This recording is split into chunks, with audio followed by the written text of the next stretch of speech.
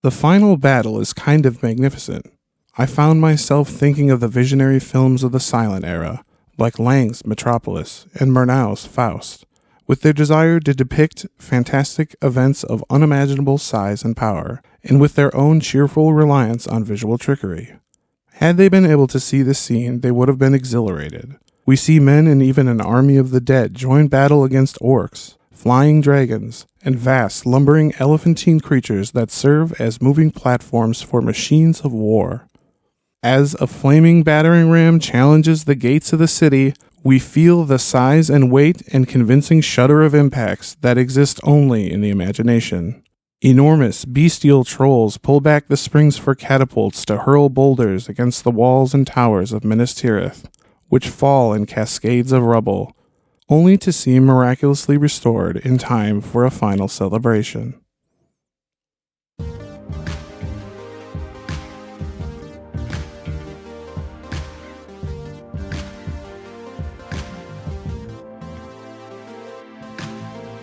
Hey there, Tolkieneers. I'm Danny J. I'm Joel N. I'm Trevor D. I'm Joe Vaske. And together, we are... Keep on Tolkien. Yeah. Hey there. Hey there, guys. This is PG-13 for a reason, part 2. Yeah, part 2 of our Halloween special. This is episode 89, and last episode just ended up going a little longer than we anticipated. Yeah, so we got a whole other full-ass episode for you. May Halloween continue. May Halloween live forever in our hearts. It's just like the Hobbit trilogy. Oh, It gross. just goes on. Just go back to keeps season going. 1, guys. Ugh. So just to recap, in the last episode we covered some of our favorite horror sequences in the Fellowship of the Ring, and looked at the massive amount of horror influence in the Two Towers. But we ran out of time for The Return of the King.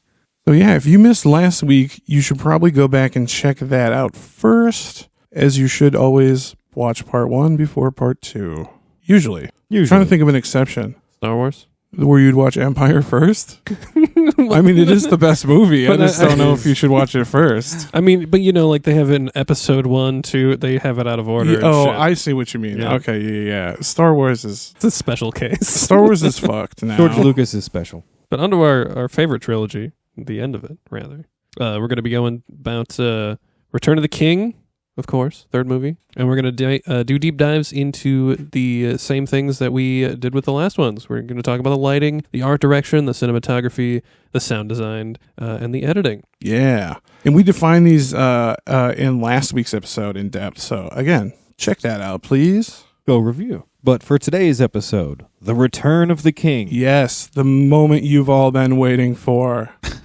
We kind of realized, or I should say Danny kind of realized this as we were getting into it a little later on. The Return of the King has a lot to it, and it deserves its own episode, we think. Turns out it's a pretty complex film, you guys. But yeah, Return of the King is not only one of the most beloved films of all time, it is also one of the most critically lauded films ever. And I'm not, shit you not. Yeah. Ever. These are really high scores. Yeah, why don't you read those scores for us, Trev? Yeah, we got a 94% on Rotten Tomatoes. With over 200 reviews. But that's, yeah, 94 out of 100 on Metacritic, so the same score. Yep. And an A+ on CinemaScore. A+. That's as good as it gets, right, for CinemaScore? And that's not even getting into the Academy Awards. And let's hear from I think the only person that knows more Academy Awards trivia than I do, probably Joe. Why don't you read us the 11 nominations? Yeah, 11. I do think some of it was almost because neither of the other two films got nominated, right? No, they all got nominated for Best Picture, I'm pretty sure. Did they? Really? Yeah. Okay. Yeah. But yeah, 11 Academy Awards: Best Picture, Best Director, Best Adapted Screenplay, Best Original Score, Best Original Song, Best Visual Effects, Best Art Direction, Best Costume Design, Best Makeup, Best Sound Mixing, Best Film Editing.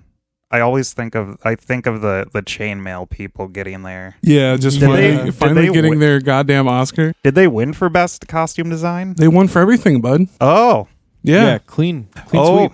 Yeah, so that's 11 wins, 11 nominations. It's matching the highest ever with Titanic and Ben-Hur, who both won 11. But it is also the highest clean sweep of the Academy Awards, meaning they won everything they were nominated for. That's passing the previous record of 9 with Gigi from 1958 and The Last Emperor from 1987. Just in case you were wondering. Just in case. I feel like it's kind of surprising to have the third in a trilogy be like critically the best out of anything. Well, I think what Joe was about to say earlier, but then didn't, is that you kind of... I caught your vibe. You were going to say that these awards kind of apply to the whole trilogy is what you were going to say. Yeah, right? I think there's a little bit of the critics being like, okay, he made 3 amazing films. Yeah. We didn't fully recognize the first 2, so Right. we're going to give him sort of credit for the whole For trilogy. the whole damn thing. Yeah. But no acting noms. Yeah, and that's the thing too, and we've mentioned this on the show before. So it won 11, clean sweep, but it's the only film to ever do that with no acting nominations. Not a single one. Not even for our guy. Hugo Weaving. No. Are you going to say Bernard Hill? I was gonna say I never even finished. Yeah, Bernard Hill is who I Yeah, was I talking think about. if anybody deserved an Oscar, it was Bernard Hill. I think Elijah Wood could have gotten one. Elijah Wood probably could have. And too. Ian They- McKellen, too. Yeah. But yeah, no, I mean, I think Bernard Hill gave like a tour de force performance, though. I think he stood out. Well, let's in my not opinion. forget Best Supporting Actor Sean Astin. Yeah. Yeah, okay. We can't bitch about the Academy Awards the whole time because they fucking Yeah. suck. So.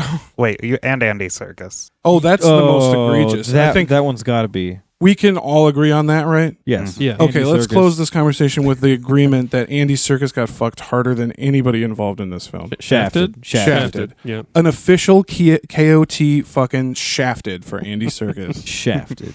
You, my friend, were shafted. If you're ever in Minnesota, we'll give you a Shafted Award. Yes. I wonder what that would be. What do we make as a We'll shafted come up award? with something. Okay, so all these accolades, right? Super beloved film. By overwhelming consensus, though, that one of the things that almost all the reviews say is that it is an incredibly effective film emotionally. It makes you feel the feels. You feel shit when you watch The Return of the King. How is that not the acting? Don't I'm sorry, I brought even, it back up. dude. We Yeah. can't talk. The Academy Awards suck for millions of reasons, That's and one. that's fucking one of them. Mm-hmm. Bro, Dances with Wolves beat Goodfellas for Best Picture. I mean, are you fucking serious? I'm sorry I brought this back up. Yeah, let's we move could. on. We'll do some fucking companion piece about us just bitching about the Academy for an hour. 2004. Crash. Oh my God, Crash is one of the worst Best Picture winners I've ever seen. I'm sorry. Okay, let's get into it, guys. The Return of the King. The Return prologue. of the King. Yeah, but so the film is incredibly emotionally effective, and we are here to say that is in no small part due to the effectiveness of the horror sequences. Yeah, that's really what makes heavy parts of the movie hit, right? Yes, in my opinion, at least. Mhm. It raises the stakes. Like there's war going on. Exactly. The scary shit Makes only the action compounds it. more intense. Yeah. Yeah, like what do you remember about watching a movie that you were thrilled and chilled, or like that's the number one thing you always remember. Like it got my heart racing. You know? Right. I was on the edge of my seat. Exactly. It also has an amazing prologue for every yeah. film of the trilogy. In Return of the King, it gives us a bunch of additional background information on Gollum's origin, and it also sets the tone for the third film. It's much darker tone than the first 2 films. Yeah, noticeably so. Right, noticeably darker. And Jackson does this by doing what we in the biz like to call a tone setter. This is when Peter Jackson, he masterfully sets the tone with this extreme shift in this scene. Yeah, so he does a tone, to believe it or not, he does a tone shift as a tone setter, if that makes sense to you. It's using tone to change the tone. Yes. Oh, that makes total sense. Yeah. He's using a tone shift to shift the tone. Yeah. I like the tone of that. Yeah. So what scene are we talking about? This is in the prologue. We have a flashback chronicling how Smeagol became the owner of the ring, right? It shows how Deagle found the ring at the bottom of the river after being pulled in by the big fish. And it shows Smeagol becoming enraged and strangling his cousin to death to take the ring. So that's what we're going to analyze. Yeah. To analyze it, we're going to split it into 2 parts. Yes. Yeah, and that's the tone shift is between the two. Right. Right. So before the ring shows up, First tone. struggle and murder. Second tone. Yeah, two very different tones. Very, very much. So Yeah. let's start by getting into the sound design of this scene. Yeah, and this scene, like any other horror scene, relies heavily on sound design. Yeah. There's a juxtaposition in the score. The beginning of the scene brings you back to the introduction of the Shire at the beginning of the first film, which it starts out with a lighthearted theme that's reminiscent of the songs used in the Shire in the first film. I think serene is a good word for the vibe of this. And they're score. Deagle and Smeagol are having a great time. Oh, yeah, It's a great it's a time. good time. Yeah. Like- It's Smeagol's birthday. They're out fishing. Yeah, and it's a gentle and soft, lighthearted theme. And yeah, just setting the scene for a peaceful day out on the river. So then as Deagle hooks the fish, the score picks up and becomes more prominent. It ramps up more and more until Deagle is pulled into the water, and the score cuts for a short time. The score begins the tone shift as it switches to a more ominous part, and Deagle is pulled down to the bottom, and it looks as if he might drown. I see that shift in the tone. Yeah. Just right there. And this is when it really it falls off the edge, right? Howard Shore then goes into the theme of the ring from the last two films, right? You might remember that. I love that. It comes in with like a single violin. Exactly. It's beautiful, yeah. He did such a good job. Like so many themes from these movies are you just instantly recognize them. Mm-hmm. Yeah, the themes are like characters in themselves. You know what I mean? It's really crazy. I mean, that's why it won fucking everything, you guys. You know. And he's doing such a good job just like rolling the emotions like together, because it goes from that peacefulness to that tenseness to then again the sort of peaceful thing happening. Yeah. And then it's going to take off from there. Yeah, in the ring theme, it continues as Deagle admires the ring in his hand. It's all muddy and shit, remember? He's like wiping the mud off in a weird, kind of like semi-sensual type of manner. Yeah, very, very delicately and Yeah. lovingly like rubs mud off of this ring. Yeah, and then as Smeagol tries to grab the ring, the score all but fades into the screeching sound of the temptation of the ring and whispers, right?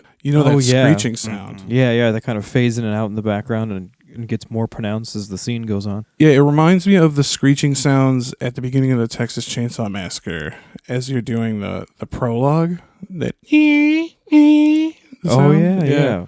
Oh, yeah, I can totally feel that. Yeah, that's a vibe, right?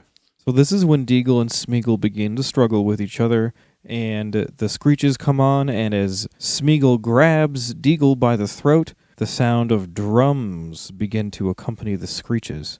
And this is, as the murder begins, the drum beats get louder and faster, and they essentially are mimicking the beating heart of Deagle as it comes to a climax and then begins to slow down and eventually stops altogether into silence. Right. But it's never just silence, because when the ring theme fades away, the voice of Sauron can be heard as Smeagol takes the ring from Deagle's lifeless hand, Hell yeah. just whispering to him like, Yeah, dude. Sound design is everything in this scene. He does such a good job too of just setting up how tragic Gollum's backstory is. And Right. All great creatures or monsters have to have a tragic background. And yeah, it also just showcases that the ring is really the real monster, not Gollum or Deagle. Yeah. 100%. Yeah. it really does prove just how helpless beings are in front of it. Yeah, it really does.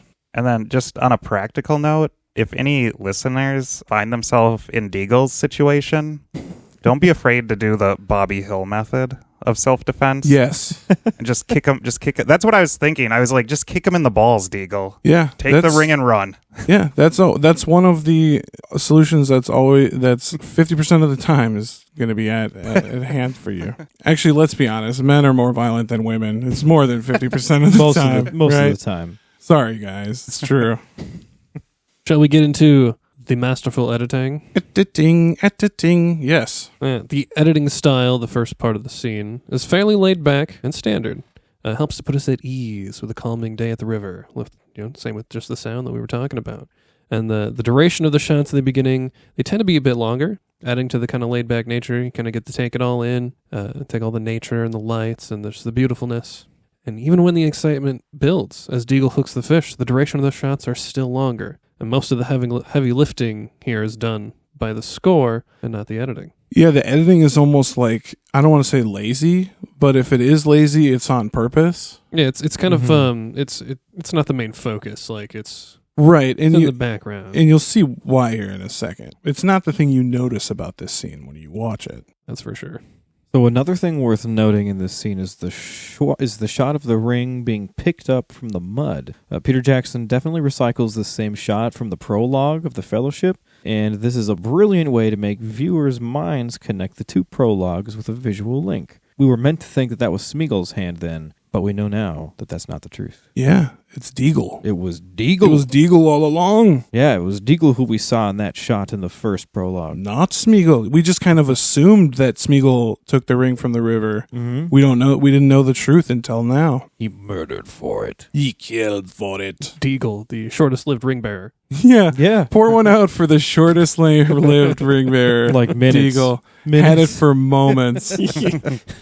Another good editing trick is the shot when Smeagol sees the ring for the first time. Oh, hell yeah. This is awesome. He enters the shot from the left. It's a handheld close-up, which adds a sense of realism to the moment with the minimal jerking motion of the camera when it's moved. This is probably the longest shot duration in the sequence. 100%. It is. It is probably the longest. And then just talking about Andy Serkis's acting skills again. He does such a good job. And is this the first time we've seen him as like Yeah. a human character? Yep. Yeah. This is the only time in the trilogy we actually get to see his real ass human face. And he kills it. Kills it. Yeah, you can just see by the astonished look on his face that everything is different now. Yeah, now that ring has been involved, there's a tone shift, right? Something has just happened. And then if you look closely, you can see the ring reflected gleaming in Andy Serkis's eyes. That's only on the Blu-ray? That was a joke that I put in the outline because you can only see it in HD probably, because I remember watching this film in standard definition way back in the day, and you could never see something like that. And I've only noticed this for the first time because as I was analyzing those scenes, I paused it on Andy Serkis's face because I was looking at how long the shot duration was.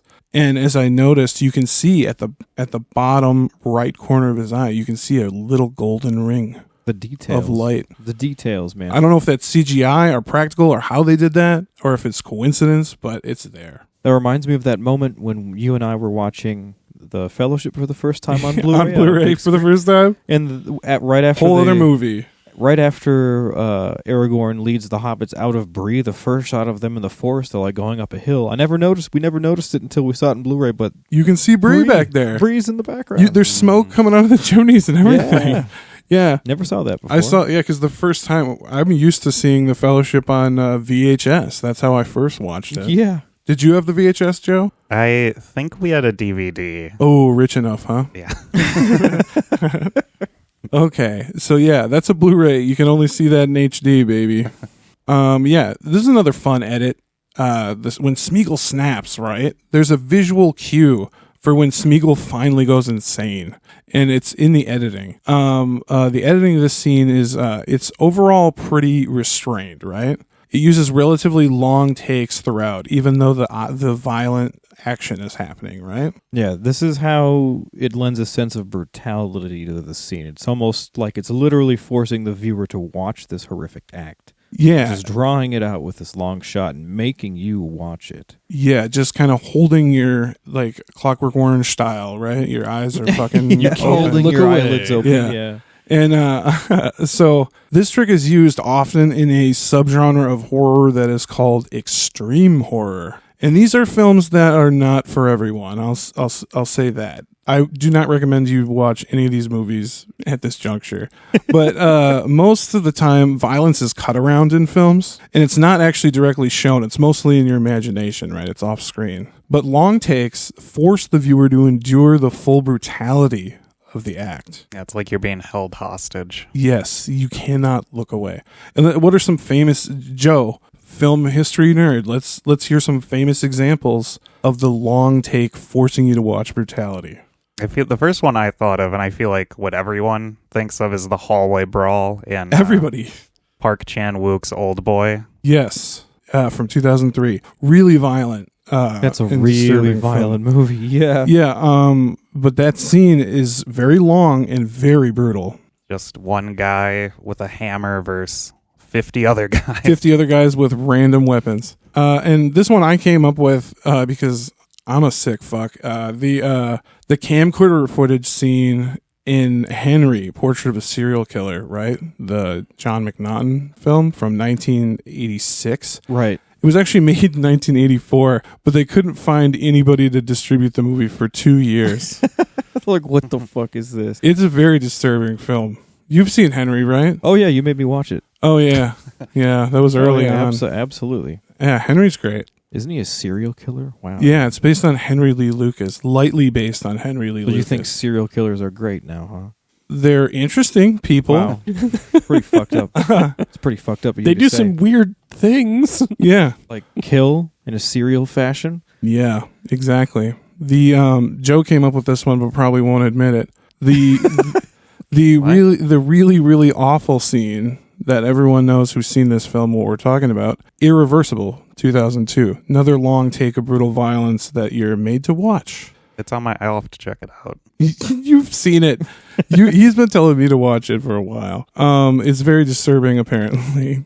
And also, I came up with this one. One of the many awful scenes in Megan is Missing from 2011. And honestly, guys, I cannot say this strongly enough. Honestly, fuck that movie. Fuck Megan is Missing so fucking hard. Only watch that movie if you fucking hate yourself. I watched it by myself one time because it's a short movie and I didn't have much time. And I was like, I'd heard this was fucked. I put it in, and I think you guys remember because I was on Discord, and before the movie was even over, I was like, I don't tap out of movies, but I knew the movie was going to fuck me up, so I hit everybody up on Discord, and I was like, can anybody chat right now because in like 20 minutes because this movie fucked me up. And then I got on and was a distraught mess on Discord. It's a fucked up movie, you guys. Fuck that movie. So to be clear, it's not necessarily that it's bad, it's that it's extremely effective. It's effective. Very effective. I would not call it a bad movie. I would call it a very effective movie. A terrifying movie. Right. Yeah, the one cut in this sequence that seems to be somewhat out of place is a shot that is a smash cut right near the beginning of the murder. As Smeagol grabs Deagle's throat, Peter Jackson smash cuts to a frantic shot of the trees, and it sweeps up away among the treetops and then cuts back to the murder. Yeah, it's kind of like it starts off like on the ground, like pointed toward the ground out of focus, and then sweeps up into like a J shape up to the top of the trees and into the sky. Very strange shot to be in there. It's a perfect visual representation of Smeagol's mind beginning to snap. Yeah, because that's the moment because Deagle grabs him by the throat, right? And then he grabs Deagle by the throat. And then when he does that, that's when it cuts to that shot of the trees. That's the visual cue that he's totally lost touch with most of anything other than getting that fucking ring. Just whoop. Yeah, there goes my mind. Yep. Fun camera work. Speaking of camera work, let's get into the cinematography of this scene. How the camera moves, right? So during this part of the scene is when we switch to handheld camera. And something to note about the cinematography is the noticeable switch from stationary shots to mostly handheld, highly fluid shots. Makes things a little more chaotic. Yeah, while the editing is restrained, the cinematography is not in that regard. This adds to the brutality of the murder, which kind of mimics real life in a sense. Like, you see things... It's a mess. It's messy. It happens all real fast, but you see it clearly. You know what I mean? Like, it mimics real life in a way. The first handheld shot, it's subtle, and it's a long take where Smeagol sees the ring in Deagle's hand. The second parts are a little more obvious. Almost all the shots of the murder are handheld, and this does add a ton of realism to the sequence. With a combination of the editing, long takes, this makes the murder seem very prolonged, and it makes it all more brutal. Plus, if you're keeping the camera on eye level, it makes it feel more like you're witnessing something firsthand, and adds to that chaos. Yeah. Right. It's a very straight-on, eye-level angle. First-person view, kind of. It's personal, almost, at that point. Yeah, the camera even kind of follows eye level, the two down to the ground, as if you're kind of part of the tussle or like watching it from the ground. You're the witness. You're witnessing it, yeah. The handheld really makes you feel like you're just kind of hanging out there watching. Just watching a murder. This brutal fucking murder. Yeah. That's why this movie's PG-13 for a reason, you guys. Mm-hmm. And the editing is still laid back, but the cinematography is kind of frantic and real. It's a weird kind of juxtaposition that they do. And it makes it super fucking brutal, you guys. And that's why this movie is rated PG-13 for a reason. They're okay, so just as like a quick digest, a whole lot of shit happens in this one scene, just like roller coaster of emotions. The tone shift is, that it changes tone like a couple of times in there. Just kind of like it has this like a couple of hills that you go over. Yep. Really, it's like you have a little mini journey before the rest of, well. Yeah. So my friend, or our friend Thomas, he's the only other person I know that's as big of a horror nerd as me and Joe. When he watched this film, The Return of the King, for the first time, he like looked at me after the prologue and he goes, "That was just some straight up horror movie shit. Like that was a mini little fucking horror movie that we just watched, a short horror film." And I was like, "Yeah, dude, like they're all over, and there's little tiny horror films in this huge epic all over the place." Mm-hmm. It's so true. Yeah, and let's get into the other very iconic scene in this one is notorious with certain types of people. This one scared the shit out of me as a kid. That's for sure. And those types of people are arachnophobes. Arachnophobes around the world are absolutely terrified of this scene, and that's the Shelob's Lair sequence. Yeah, trigger warning, giant spider. Trigger warning, big, creepy, crawly thing. Yeah, and my friend Sam, who introduced me to Tolkien, I've talked about him on the show before, he was a huge arachnophobe. He could not even watch this scene. He put his hands over his face and shuddered throughout the whole thing. It was crazy. That was me during Eight-Legged Freaks. Oh my God, that movie scared me. What a terrifying film. Yeah, those giant CGI monsters. Awful. No, I don't think we're cued into this in the movie at all, but like Shelob's Lair, there are other giant spiders, aren't there? Yeah. Her brood is there, right? No, she ate them all. At this point she ate them all? Okay. Yeah, she ate them all and she lives there alone. Yeah, I don't know if we know whether or not she's the last of the giant spiders, but she did come from other giant spiders, the ones from Beleriand. Goliath. Mm-hmm. I'm just trying to imagine how much more terrifying Shelob's Lair would be if you're there. And if there were more. And there are more spiders. That would be horrifying. I suppose there's the spiders of Mirkwood. Oh, yeah. Right next door? Yeah, more or less. I read Sauron referred to her as his cat. Is that true?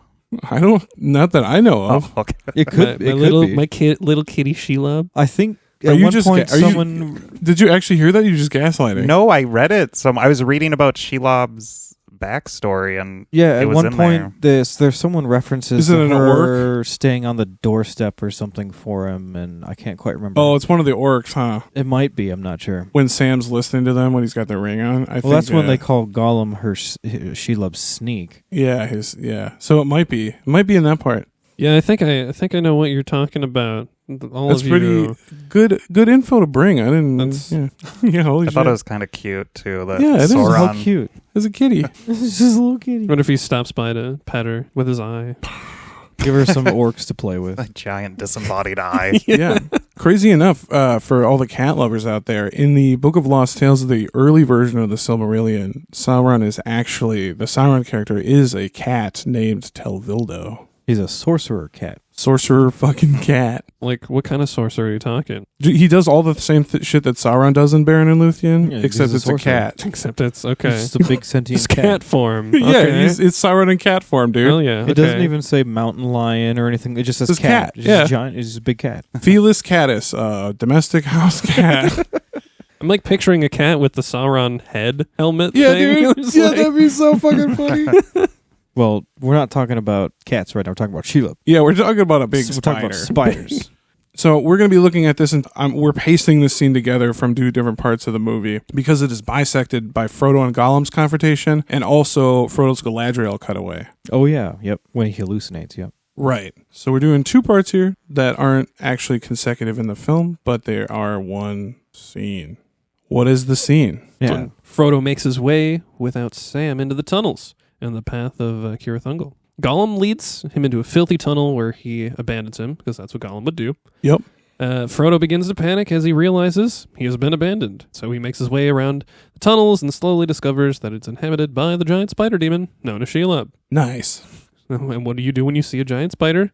You run away! But as Frodo did, he lost Sting in the process. Boo. Boo. So around now, this is when Gollum fucks off, and the spider stalks and stings Frodo, wrapping him up in webs. And this scene gradually builds tension and then comes to a head with the big reveal of Shelob and the whole subsequent chase. Yeah, and we mentioned this in last week's episode.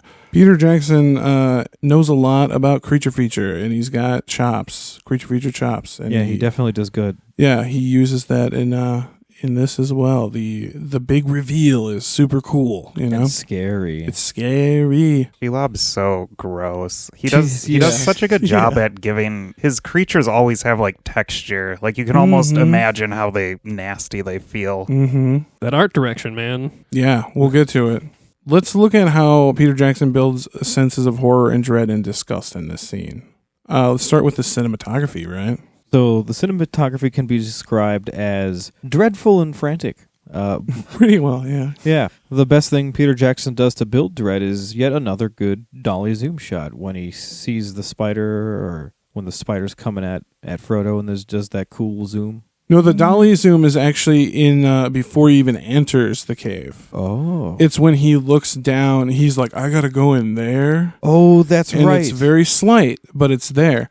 Yeah, it's right as he looks down. Gollum says, yeah, we need to go down there. And then he looks down, and it's a slight dolly zoom that gives you the sense that it's a tracking back and zooming in dolly zoom, and it makes the tunnel visually distort. Oh, yeah. Just like the ring wraiths on the road. Mm-hmm. And it gives us a sense of dread and makes us afraid of the long, scary tunnel, essentially. It's like literally tunnel vision. Yeah. Yeah.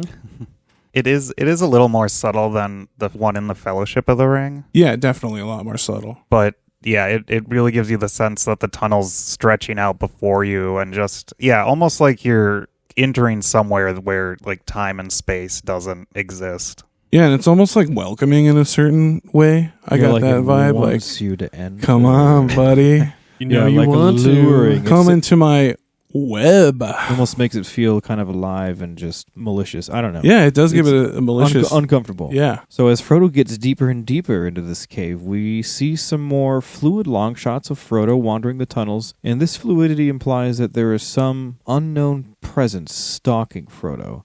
The camera even creeps from corner to corner to watch Frodo from afar. Yeah, we assume that this might be a POV, a point of view shot of some unknown creature, right? Something that can get up there, too. Like in Yeah. spots you don't think to look. Yeah, and it's like peeking around from the back. Yep. Yeah, almost all the shots in this sequence are fluid. Sometimes subtle, but it's always there. And the motion gives us a sense of being almost like slowly dragged towards some kind of impending doom. Right. And we're saying fluid, so it's like the camera's always moving. Right. Just Right? even if it's ever so slight, it is moving. Okay.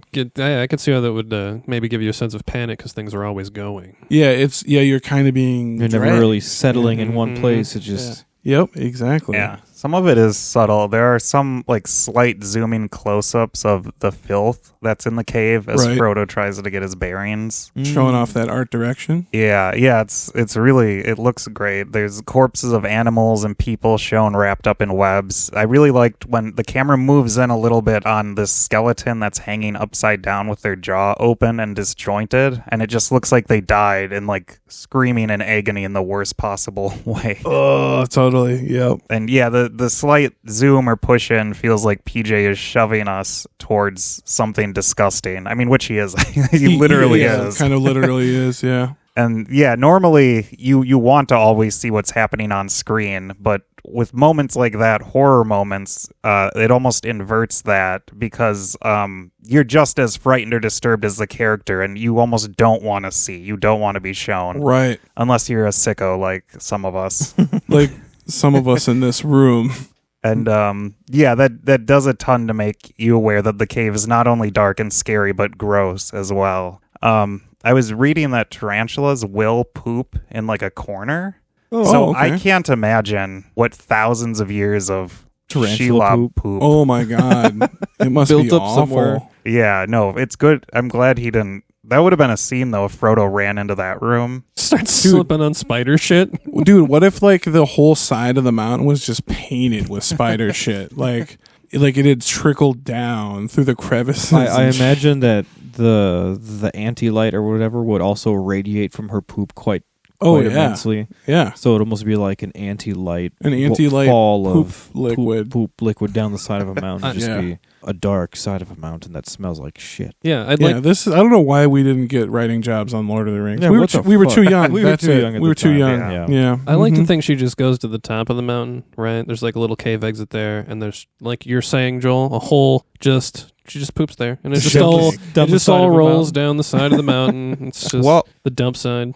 I guess if she is Sauron's cat, maybe he sends someone to, like, litter box Scoop her duty. litter. Litter Oh, duty. man. She poops in the sand. Wait, Some are- orc getting punished or Aren't these something. mountains kind of dark already? Would you be able to see the spider shit? I don't know what color is spider shit, Joe. I think it's white. It kind of it's looks white. like bird. It kind of has, like, the same consistency and stuff as, like, bird poop. Okay. Oh. Joe knows a lot about weird You learn animals. something new every day. This is exciting, especially if you listen to last week's episode. Mm-hmm. There's more Sam Raimi, yo. Gotta love some good Sam Raimi. Yeah, as Frodo's running away down the tunnel, we get a special kind of tracking shot, sometimes known as the Raimi cam. Yeah, this was popularized in the Evil Dead trilogy, which we talked about extensively last week. Yes. But the shot we're talking about here, it's a shot used as the point of view shot of the Deadites zooming through the forest. Right. And that's a shot when you track quickly through a space while the camera swerves back and forth to Dutch angles in both directions. Yeah, it's this. So we actually we made a Steadicam back in the day out of we made, what was it called, the $12 Steadicam or whatever. That was the fucking instructions from the internet. It had a Yeah. name too. But we didn't it? called that's the story. Yeah. So we used it to do these weird like sweeping tracking shots, touching back and forth, like you're describing now. So we named it Raimi. Oh, that's right. It was named Raimi. Yeah, it was That's named- where you're going with this. Yeah, it was named Raimi after Sam Raimi. So yeah, so the kind of shots you can get by doing that, the Raimi cam. It does. It looks like it's like the POV of something like just frantically chasing Right. someone. Yeah, exactly. Like you're being chased like fast by something. And he Peter Jackson uses it several times throughout the Lord of the Rings trilogy. And then one of the most iconic bits of cinematography is when Frodo is stalked by Shelob after his confrontation with Gollum. Yeah, this part is so tense. So fucked. Yeah. So creepy. He wanders slowly toward the Tower of Cirith Ungol, and the spider stalks him from above. And yeah, that whole scene, it's an extremely low Dutch angle shot, and you can just see Shelob in the background just slowly descending towards Frodo. Yeah. And it's actually like visually kind of reminiscent of the one we were talking about in last week's episode with a Nazgul looming over the hobbits in the hollowed out tree. Remember? Evil looming Yeah. from above. Always can't escape. Yeah, when her legs stretch out over the cavern above him, and he Mhm. doesn't She even like know. straddles the. And yeah. you're just like, ah! It's so gross. This is backtracking a little, but also when he lights the gift from the star glass. Galadriel, Yep. yeah, and you see Shelob's legs skitter in the background, and then that's Yeah. another really great shot. Yeah, we'll talk about the star glass and stuff in a little bit here, actually. Yeah, after the shot, Frodo hears a noise, and the camera frantically pants around, almost like you're just looking for, like, Yeah, like Frodo POV as he's Like, yeah, looking what around is trying gonna- to see what was that. what's gonna fuck with me next? You know, he's looking around, straight back and forth, dum dum dum. And the panning is like really fast and abrupt from side to side, right? And that mimics the motion of what it's like to be frantically searching for something, right? When you're scared. Yeah, like you just heard a rock fall. Yeah. When you're getting chased by a giant spider. Yeah. Pretty dark, scary cave. Yeah. Pretty scary. Yeah, that's some cool cinematography. Let's get into editing. Editing also does some heavy lifting in this scene. Again, we're bending the 180-degree rule. Yes, we talked about this in last week's episode. Filmmakers try to avoid showing anything beyond a 180-degree line of perspective. But PJ likes to break this rule. Yeah, sometimes. Yeah. So I've heard it's multiple times at this point. Yeah. Yeah, he shoots a full 360 this time. Yeah, and he does it to purposely disorient the fuck out of us. And showing long shots of Frodo from down the tunnels running in each direction. Yeah, really, really, really disorients you and gets us just as lost in the tunnels as Frodo, because we kind of knew what direction he was supposed to be moving in when he first got in there. Right. And then when he does this, breaking the 180-degree roll, like super quick for a second, that is when the audience loses it. Yeah, the audience loses the sense of direction. Yeah, he might as well be miles in the caves at that point. At this point, you have no fucking clue which way is up, down, whatever. And then you just have Gollum's voice echoing from God knows where. Yeah. Yeah, and I suppose we don't really Some sound design doing some heavy lifting. we don't really know how much time is passing with these as well. No. So around this point in the scene is when we also get some more of the time distortion editing. Yeah, we talked about that last week, too. Yeah, if you remember back to part 1, this can be used really effectively to extend time and create more tension. More tension. We see this when Frodo's caught in the web and Shelob is bearing down on him. So here's a few different shots that are integrated into the time distortion editing. Got some long shots of Frodo strung up into the web. Got some close-ups of Frodo's feet dangling helplessly off the ground. Yeah, we got some close-ups of Frodo's face as he struggles. We also get some spider POV of Frodo from behind. The camera moves around obstacles to slowly move to Frodo. That's also a great horror loves to do the horror monster POV. Oh, yeah. So you can see that the monster's going to get you. Oh, yeah, dude. Yeah, POV is big in creature features and slasher films since Halloween. What it's like to see through the eyes of your killer. Yeah. Yeah, there's the very famous opening of Halloween. Yep. The first murder is from Killer POV. You know why? Because it was one of the first horror films to use a Steadicam, which is a piece of equipment that allows you to shoot fluid handheld camera motions. One of the first movies to do that can mimic the walking of a human with a POV. That's pretty cool. Yeah. Great when technology gives us cool things like that. Yeah, Halloween and Rocky are known for being two of the first movies to use Steadicams.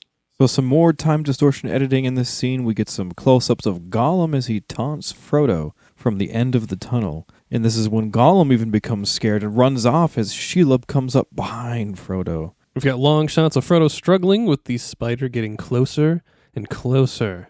And finally, we have a close-up, or maybe several, of the sting slashing at the webs. Yeah, so all those things are cut together in a way that makes Shelob move way slower than she would in real life, and makes it's a very dreadful and tense scene. It's full of panic too. Like It's very frantic. that's everything is happening so quickly, and it's all just like sudden. Yeah, in that shot, I think the shot of his feet dangling above, like when the webs catch him and lift him, Yeah. that one makes us feel just helpless as shit. Mm-hmm. And then when you can see that Sting isn't doing anything to the webs barely, that makes you feel even more helpless. Like, what can I do here? During that scene in the background, you can see her slowly. Yeah. Yeah. Just slowly She's almost moving. silhouetted, but she's like slowly walking forward Yeah. up to him. Yeah, dude. So another thing that does a lot of heavy lifting is the sound design. Yes, the sound design for Shelob is really what I think grossed me out the most. Oh, totally. And one of the things we got to talk about with sound design here is sound mixing. We got a little definition of sound mixing, or also known as audio mixing. It's the process by which multiple sounds are combined into one or more audio channels. In the process, a source's volume level, frequency content, dynamics, and panoramic position are manipulated or enhanced. This practical aesthetic, or otherwise creative treatment, is done in order to produce a finished version that is appealing to listeners. Right. So it's making everything the right volume, the right echo, the right reverb, all that stuff. And it also helps to just hear multiple things in a scene that you Exactly. otherwise might not notice. Exactly. Really fleshes it out with sound. So the sound mixing is great because the way the sounds interact with each other also creates the perfect sound profile for that spooky cave. Yeah, it's more atmosphere, right? There's this scene is all about atmosphere, especially before the big reveal, right? It's all about atmosphere. For the Foley in the scene is really gross. They did a really good job with Nasty. that. Yeah, the sound the spider makes as its limbs make the slightest noise gives the viewer a primal sensation of being disgusted by creepy crawlers. Isn't it like a creaky joint sound? Yeah. Yeah. And then, when its webs are manipulated and touched, it gives you the feeling that the webs are sticky and stretchy. Yeah. The snarling sound that Shelob makes is just gross. Yeah. I can actively like hear these things as you're describing. As you're describing them, Yeah. I hope everybody at home listening, that's happening for them as well. Because I always think of his feet just squishing down on like the bones and just dead animals that are just littered on the ground. yep. I always think of the disgusting sloshing sound of her body when she's like moving around. Yeah. She like swings her butt over Sam and you hear like this. Yeah, And you're like, really weird. Yeah, dude. One of the things that I really like, one of the sounds I really like, is that like plunking shing kind of sound that it makes that as Sting slashes at the webs. Oh, And yeah. It kind of gives you the idea that the webs are really strong. Yeah, it almost like you can hear it being muted a little bit trying to hit Yeah. him. Because we know that Sting is sharp as shit, and it's barely making it through those fucking webs, right? I'm surprised the webs didn't just stick to it. It kind of does, because it rips it out of his hand, remember? It does kind of wrap up the blade a little bit. Yeah, those are They're sticky. very sticky. They're very sticky. Yeah, I wonder I always wondered how Sam got it out of the webs. Yeah. Because the barrel blades aren't sharp enough to cut the webs, remember? In the book?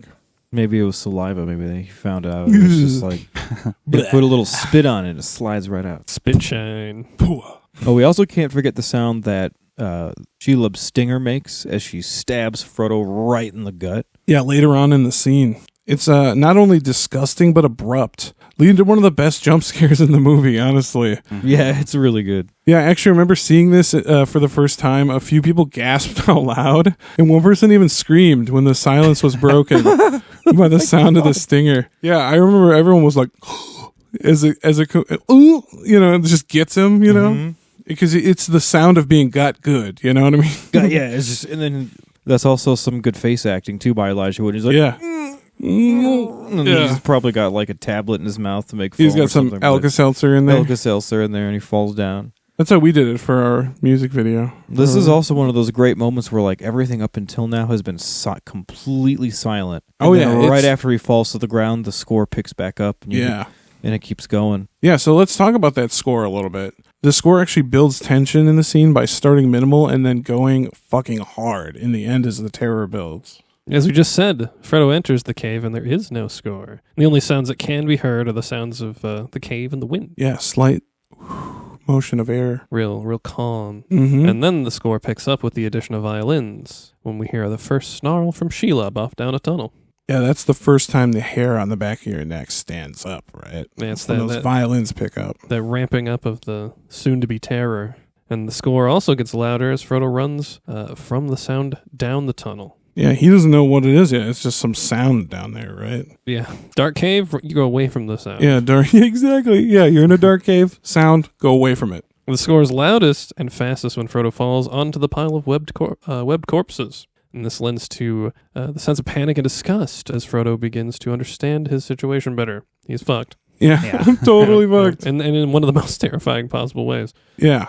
Yeah, when you find a bunch of other dead things just stuck in the webs, you're like, oh no. You're like, God And damn all it. all the skeletons start like falling over on him. He's like, ah. Found this monster's trash can. Yeah. If you want to really see how effective the sound is, you should watch this scene on mute and then watch it unmuted. Oh, yeah. It's wild, the difference that. Yeah, that's if you really want to see an effective sound design. Joe just, I think they probably fucking tell you that in film school, don't they? To watch a scene on mute to get the full effect of the sound design. It's a good thing to do. I did that one time with I watched Evil Dead. I watched some of like the raw footage on the DVD extras with no sound design, and it was not very scary at all, man. Yeah. Yeah, and the score in this section becomes minimal as Frodo remembers that the star glass is in his pocket, and he pulls it out to light the way. And then at this point, the lull in the score ends when we first lay eyes on Shelob in her big reveal And this is when the violence pick up again, giving us a sense of panic as Frodo becomes trapped in the web. Yeah. And it builds and builds and builds until Frodo finally makes his escape, and the last thing you hear is the shing of Sting being wrenched out of his hand. Let's talk about the lack of score in this scene. It can be a very effective tool of terror, and the lack of score is used to give us a sense of dread as Frodo enters the cave, almost as if it's unsure if there's going to be danger here. Yeah, kind of mysterious vibe, just kind of, You really don't know. Very uneasy. Yeah, uneasiness. When Frodo finally realizes that Gollum has abandoned him in this creepy cave, this is when the score returns, telling us that it is time to start panicking. Yeah, we might be fucked. This is not right. You're all alone. In the scene where Frodo is stalked by Shelob, in the pass of Cirith it is completely silent, which shows how silently Shelob can stalk, which for a big spider, pretty darn effective. Pretty impressive. Very terrifying. Pretty impressive. There's also no score when Frodo is eventually stung by Shelob. Not only allows us to hear the disgusting noise of the stinger, but it also the sounds of Frodo moaning as the poison is taking him. I feel like you can almost hear it being injected into Yeah, him, just too. Yeah, you can hear the liquids. The transfer of There's fluid. like the initial shing, and then there's the... Yeah. Sounds like a different kind of movie, though, really. Sometimes. Return of the King, am I right? Let's talk about the lighting, guys. Lighting is big in this scene. Yeah, it uses ultra low key lighting to imply that the cave is almost completely pitch black. So in film, we need to see what's going on. So sometimes darkness needs to be implied. So in the scene, we can see all the webs and the filth, but Frodo cannot, or his vision is at least more limited than, us as the viewer. Do hobbits have dark vision? They can see pretty well in the dark, yeah. Yeah. But yeah, so we basically just gather that Frodo can't really see anything until the star glass is lit up. Right. Implied darkness can be pretty fucking goofy sometimes, especially in the old days of movies. They would use something called a day for night filter Oh, I hated that shit. over the camera, which is... What is a day for night filter? So this is basically a glorified piece of smoked glass that gives the appearance of night in a brightly lit area. Smoked glass? Like in old movies when they had to shoot at nighttime. But they couldn't But you light a can- night scene. But anytime you look at the sky, you can see it's clearly daytime, but it's just like darkened to look like as if it's nighttime. Have you ever seen that? Interesting. I don't know for sure, but Yeah, and this looks especially goofy when shown in HD. Yeah. can you see like the smoke smudges or whatever? It's not like literally smoked glass. It's like a dark film. It's just tinted. Okay. That's why a glorified piece of smoked glass Yeah. is what I meant. Yeah, but it's just a film that goes over the camera lens, and it makes everything that was daytime look kind of like nighttime. Like dark and grays it a bluey. little. Yeah, Puts it grays a it, bunch yeah. of blues and grays into it, right? Mhm. Watch Bridge on the River Kwai on Blu-ray sometime to understand what I'm talking about and how this looks kind of goofy at times. So let's get into a little bit of the art and direction of this scary, gross scene. So the art direction here does a ton to set the atmosphere of horror and disgust. Let's start by talking about those webs. Oh my god, the webs. The webs in this scene are so fucking gross. They did a really good job on the webs. Yeah. I would not want to get caught by Shelob and No, those things. dude. They have the appearance of being moist, sticky, stretchy, and strong. Ew. And there's so much isn't there just tons of shit that's caught in it? Yeah, just it's every just manner gross. of things. Yeah, just caught in it. Birds, dead birds, and all sorts of shit. Mhm. Yeah, the way the webs get caught in Frodo's hair and stick to his clothes and backpack and all that, his cloak, it's gross. But it's so amazing that they Really could, well done. that they could replicate that. It's kind of crazy that the webs would still be white Yeah. after all that dirt, grime, and Right? dead stuff. Yeah, and the amount and placement of the webs is fucking awesome. This must have taken a crazy amount of time and care. Yeah, they To were create. super dense, I right? can only imagine. Maybe they had the chainmail team switch to webs. webs. Yeah, when you're done with that chainmail, They get had- on the webs. They hadn't I'd tortured them quit. enough. I'd quit. So, hey, Trev, why don't you tell us how those webs were made? I would love to. Because it's really cool. These webs were created by melting elastic polymer pellets with naphtha oil. They were cooled down in cold water where they could be shaped into strands. So they weren't actually sticky. They sure looked sticky. They sure look sticky, Yeah. but they weren't. Oh, that would be Movie hell. magic, right? If those were sticky, having to place that. Oh, that'd be Yeah. That awful. would be a nightmare. You'd never be able to. Oh my god! Right, we're shooting this scene once, guys. Like Once and only once.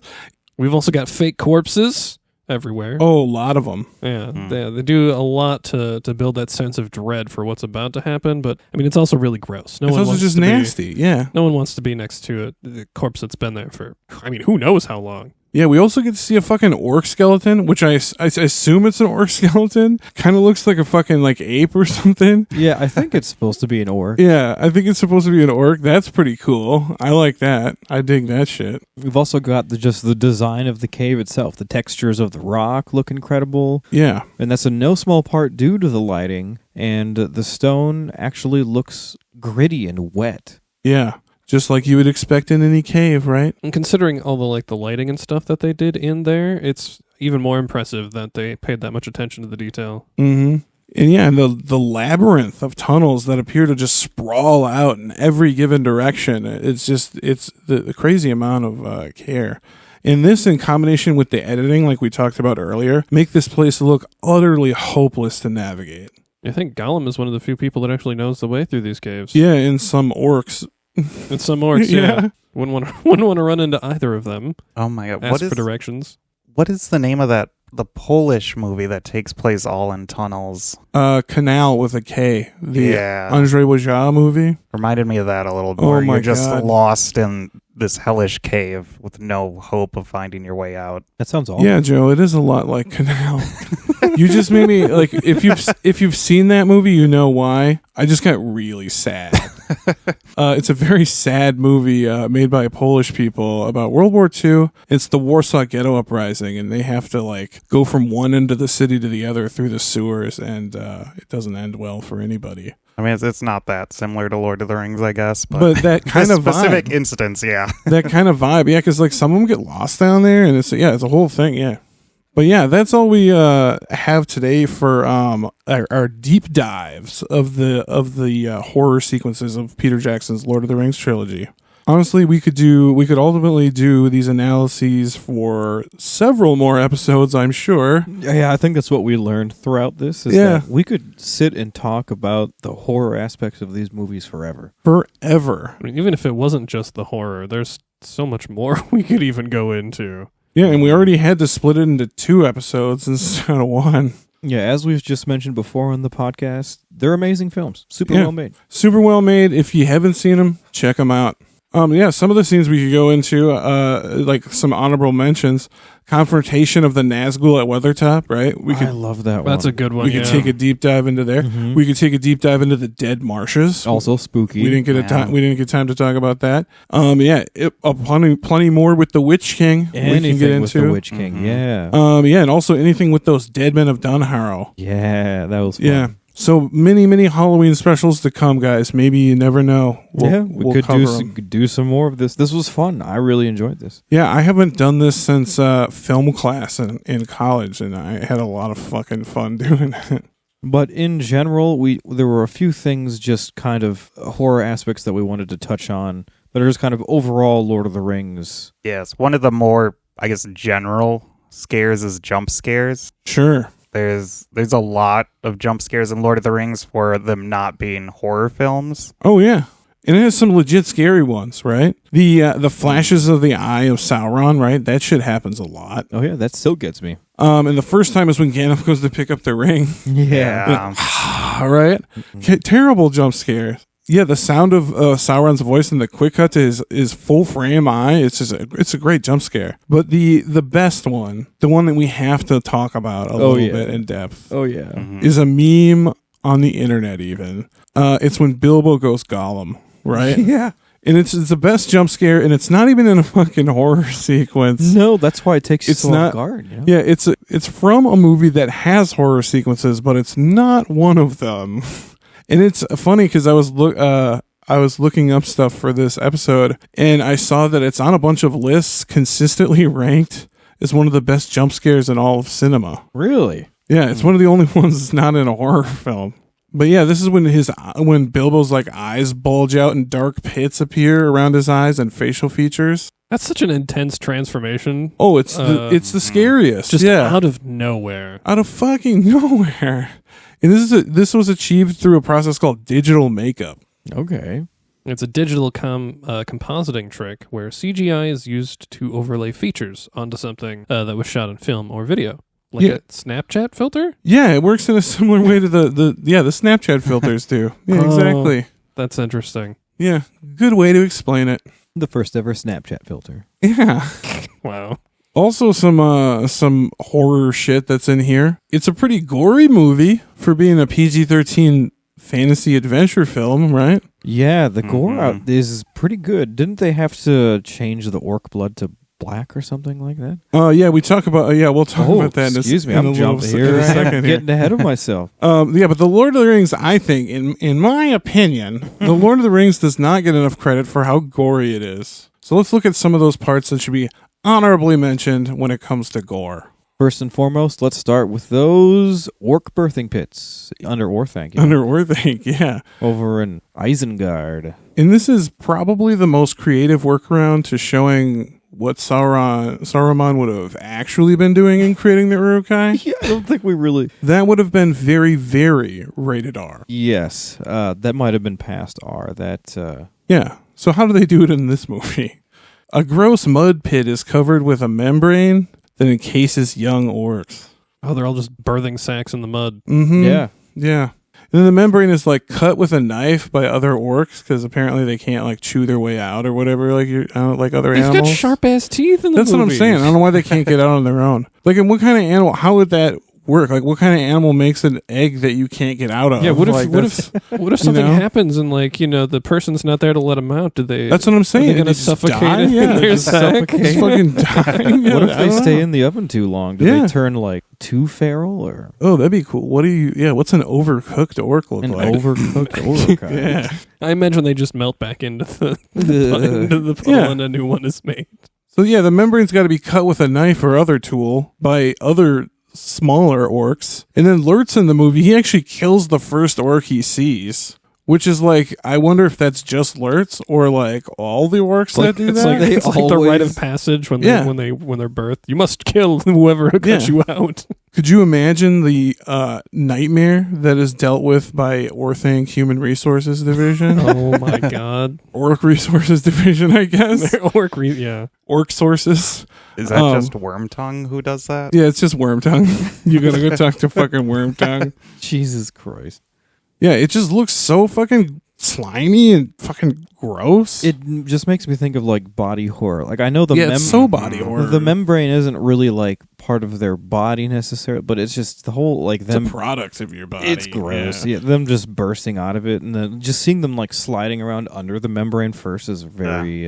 Yeah, and then they're Very all covered gross. in that goop, that like stringy, Yeah. slimy goop. Yeah. Ugh. Yeah, it's just nasty as fuck. It's hard to imagine that they come out of a nastier place than they look. Yeah, for real. So let's get into some other gory shit, right? Orc massacring. Yeah, there's a lot of orc genocide in Tolkien in general. Oh yes. I feel like the orcs were just kind of created to be genocided, but Yeah, made to be murdered. yeah, so generally speaking, there's just a lot of killing in the Lord of the Rings trilogy. A lot of killing. Specifically in The Return of the King alone, there are 836 on-screen deaths, and the vast majority of those being orc deaths. And what's the reason for that, you think, guys? Why? You can do much more violent shit to orcs in the movie than you can human creatures. I think all those beheadings that we talked about last episode were orcs. I don't know. There's no on-screen beheadings of humans. I'm Well, almost certain of that. We see a lot of human heads at one point. Yeah, but we don't see them. Yeah, being They're severed. already Yeah. detached. They're Yeah. already detached. PG-13 for a reason. Yeah, we also have to talk about orc cannibalism. Yeah, this was pretty intense for me as a kid. Like it was pretty gross. Oh yeah, we are all very familiar with this sequence, I'm sure. The orcs of Isengard are complaining that they haven't had meat in 3 stinking days. Then we get an altercation between the orcs and one, is beheaded. There's one of the beheadings. And the head Yeah. actually falls right onto on Pippin and Mary. Yeah, I His always sister love Hobbs. that little bit. That's such a Peter Jackson bit that like the head just boop falls on Whoops. them. Yeah, and then meat is back on the menu, boys. Yeah, exactly. You know. Yeah. You know. And this is when the dead orc is just viciously eaten by the other orcs. It might even be fair to say just torn Torn to bits. to Yeah, bits. They don't even cook him. They're just like, he's already warm. We'll just eat this. Yeah, the vast majority. This is PG-13, so the vast majority of the gore is off screen. But you can at one point see a very distinct pile of entrails being tossed into the air as Yes. the orcs feast. Never Yeah. forget. I will never forget that. Imagine if they were bloody though, Mm-hmm. then it would be R-rated. It's the fact that it looks like sausage links. I mean, that it could Makes- have been sausage links. Yeah, it could have very well been just sausage Orcish links. sausage. Yeah. I love that he didn't go like entirely overboard, but in case you were wondering what they were doing there, you realized real quick when you saw those entrails fly up in the air. You're like, oh Yeah. dear. And I don't know if it ever actually says in the text that orcs cannibalize each other, but I fucking love this scene. It's so fucking good. So well It's- done, so well put. And it's just Peter Jackson being himself, which I fucking love. And he got away with it. He's still got a PG-13 rating. Like some orc gets his guts ripped out and thrown into the air, and they're like, 13-year-olds can watch this. You got it. I feel like saying Yeah, you get it. I feel like saying orcs cannibalize each other is a pretty big thing too, though. Like getting away with just that, even. Oh, you mean lore-wise? Lore-wise, I think yeah. it's such a good scene that even lore nerds like us are fine with It's it. like, all right, that's a fine addition. Yeah, because like fuck orcs, right? They're I guess gross. I could see it. Maybe because I grew up with the whole movie and the scene and Yeah. everything, but I could see orcs having to resort to that and being willing to, I guess. Yeah, why not? Let's talk about some more gore here. This is speaking of the heads. Yeah. Speaking of the heads. Siege of Gondor. Yeah, this is a really memorable part, and I would say, Joe, wouldn't you, that this is pushing that PG-13 rating a little bit? Yeah, I mean, it was pretty. I mean, I'd read the book, so I knew. Like, I wasn't shocked, but this is a pretty shocking thing, especially if you're. I mean, it was still shocking, but if you're Yeah. not expecting it, Yeah, It is pretty shocking, especially since it's like people. It's funny that you should say that, Joe, because I've actually said on the show before I had not read the book when the movie came out, and I could not believe that was actually in the fucking book yeah, when I read the book. we haven't actually said it's the scene where the severed heads are flung over the walls of Minas Tirith. Right. Yeah, the heads weren't very bloody, which is probably It's probably how they got away with it. because the MPAA is they definitely, if there was a lot of blood, like if there was just blood streaming off of the heads as they were flung over, it probably would have gotten an R. Oh yeah, the MPAA for some reason. Oh, and that's, by the way, that's Motion Picture Association of America. Dicks. The MPAA has a hard-on for the redness and amount of blood. Films have often had to mute the color of the blood to avoid higher ratings. And I immediately think of this film when I think of that. What is it, Joe? Taxi Driver. Yes, Martin Scorsese's Taxi Driver, 1976. Great example. The red blood had to be muted to avoid an X rating, actually. An X, really? Just Yeah. because of blood? Because there's have you seen it? I don't think so. Oh, you fell asleep during it, you piece of shit. That's right. Oh, that's right. I'm so mad at you for it. You didn't get to see this part. It's the end. Okay. But it's very bloody. Mm-hmm. Yeah. Any more blood on those heads, and there goes your fucking PG-13 rating. That's my theory, at least. That makes me think of the scene. What is this? Is it the Chamber of Mizarble, where the one orc gets instantly beheaded, just the square right in the shot? We see it get beheaded, and there's a little squirt of blood that comes out of its neck. Yeah, just black. Yep. But it's black, so Black. it's not gonna get the MPAA riled up. Yeah, it looks like old motor oil. Yeah, basically. Yeah. And if you, I'm not a huge fan of the MPAA either. Oh, we're If- not either. Yeah. If you want to learn more about their ridiculous rating system, watch the documentary This Film Is Not Yet Rated. Yeah, Kirby Dick documentary from 2006. That guy makes some kick-ass documentaries. But the MPAA, they can be okay with a lot of violence if it's bloodless. Sex, nudity, it's an R. Well, then even with when it, in the doc goes into this too, even with sex, it's like if it's heterosexual sex, Mhm. it's okay. Yeah. But if it's homosexual sex or bisexual, whatever, not straight sex, they get all pissed off, and it's always almost always NC-17 if there's too much of that. Oh, really? Oh yeah, super homophobic, these guys. I was going to jokingly say they jump for the NC-17, but you're saying that's what they actually do. Yeah, you should check out this doc sometime. It's really I'll good. have to. It's really good. So I've had this picture in my head this whole time of if they were allowed to have all that blood, just how effective an extra weapon those heads would have been. Because then you have blood coming down and blinding people. Yeah, oh yeah. And then there's bloodborne illnesses, right? You know, hepatitis A, B, C. Might not kill you right now, but later. Later on. Yeah. Slow kill. And some more great gore effects. Some of the best gore effects that I think I saw in a single scene was the mouth of Sauron. Yeah, and it was really fucked up. Think about this. This was only in the extended edition. I just thought of this now. This scene is only in the extended edition, which means it was not considered for the Oscar. Oh. So like they won the makeup Oscar without the coolest makeup, in my opinion. Yeah. Yeah, and it's just super fucking disgusting, the mouth of Sauron. A real reminder to brush those teeth to avoid gingivitis, you know what I mean? Yeah, and chapstick. That too. I always saw the mouth of Sauron as like a chapstick commercial. Like, oh my god. Yeah. Is the lore behind it is that the black tongue is so horrible that it's just rotting him? That's what it says in the special features of how the costume design is made. Yeah, that his words are so evil that it cracks his lips. Yeah, that's what they said. That's insane. That's good effects. That is insane. That's really good design. Intense. Yeah, and this effect was done with a traditional latex prosthetic and makeup, but was digitally enhanced to be, according to the guy in the video, 200% larger than normal. I think it's a little smaller than that, but he said 200%. It's a big mouth. It's a big fucking mouth. And this is probably why it looks so good even to this day, is because it was actually fucking real. It was just enhanced to be a little larger, right? Yeah, in the bonus features, Jackson talks about, they were discussing how to make the mouth of Sauron look more disturbing. Cool, and they weren't quite sure what to do with the mouth at first. And at one point, they had considered turning the mouth 90 degrees sideways to make it really weird. Did you see the test footage of that? It was weird. It's real fucking weird. Sounds wrong. It's real weird. But instead, I didn't like it. Instead, they decided to go with the right side up, but just like large, really big, and like really animated, which I think it worked really well. I think that 90-degree mouth would have gotten that R rating. Oh yeah.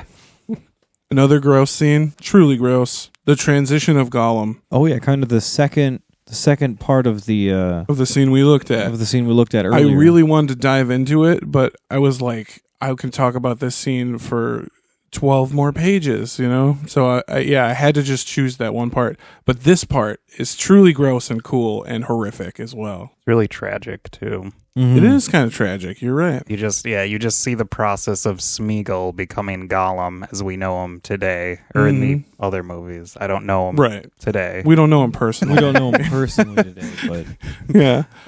They do this with practical effects in contrast to most of the other times when we see Gollum and he's CGI. Yeah, very few times it'll be like a prop or something like that, but most of the time it's CGI, right? Mm-hmm. Yeah, and it was a really cool way to see the progressions of all the different makeup all the way to the end where they blend them together using CGI, which is really cool. They did a great job with Gollum, just period. Yeah, and this part is very standout of the Gollum job.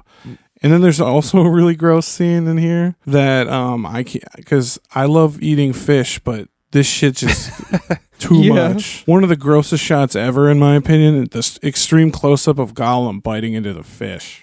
Yeah, I mean, just the fact that it starts with like a shot of you seeing the fish's head alive, like slowly going up to Gollum, and then it cuts to him just and you're like, biting are they into gonna that show it? Are they juicy fish, and there's like wet and shit that spits out of his. Oh god, just raw and wriggling. Yeah, and this was I for many years thought he was just biting into a real fish, but this was achieved by using a combination of CGI layered over practical effects. So they would have Andy Serkis bite into like a fake fish, and then they would have layer the real fish texture around it, and it looks super real and super fucking gross. The dedication he would have had if he had bitten into a real fish. Yeah, dude, that movie that we were talking about earlier, Old Boy, a person eats a squid a live squid for the film. And it's like a long take. I It's- should have mentioned that for the long take shit. When he eats it's kind of hard to watch. it's so gross. Oh God. They also do the CGI layering over practical effects super well in Pan's Labyrinth. Oh yeah, Pan's When Labyrinth. the pale man bites The pale man. bites the head off one of the fairies. Yeah. And they in real life he was biting into a condom filled with blood. And Oh that's my how they God. got the effect. That's awesome. Wow, that's actually really fucking intense. Yeah, the baby birth in Children of Men is also a great example of that. Yeah. That shit looks real as fuck. Mm-hmm. Yeah, real gross.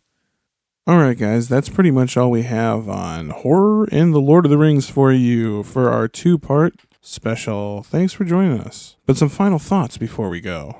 So The Lord of the Rings may not be a horror film, but they are definitely chock full of scary, spooky, and disgusting shit. Oh yeah, you can't deny it.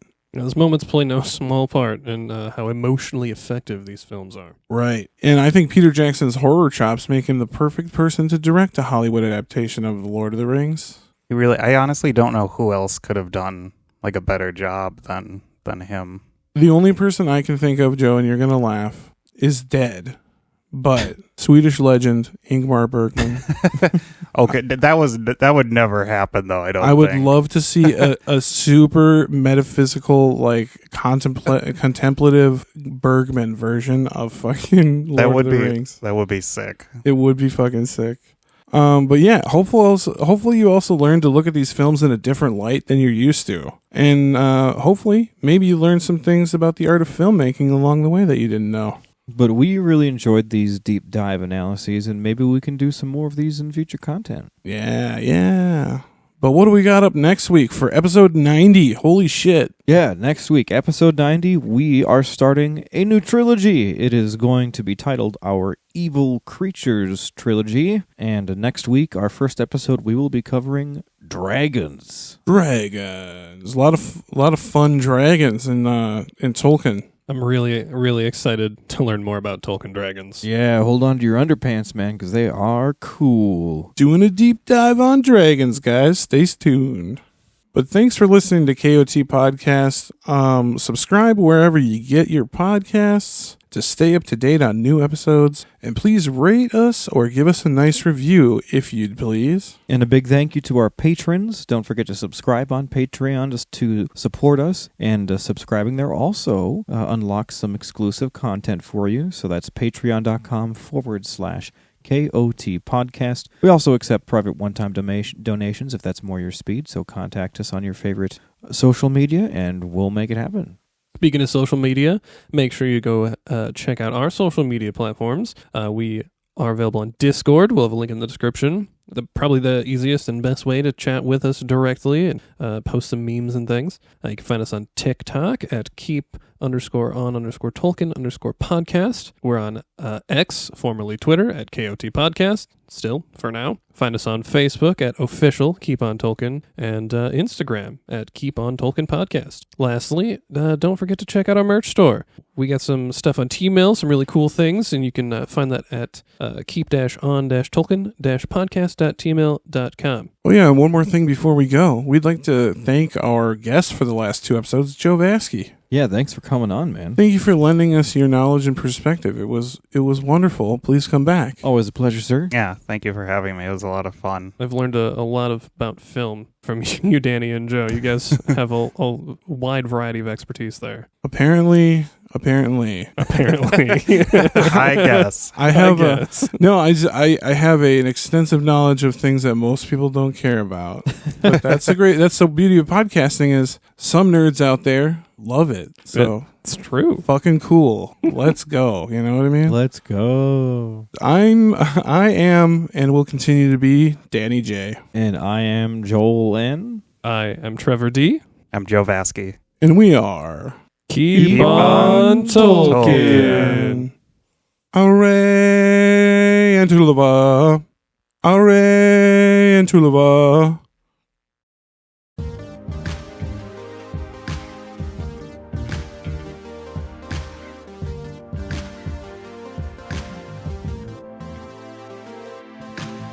Like Phantom of the Opera or whatever. You know what I mean? It's horror shit. No, I don't know.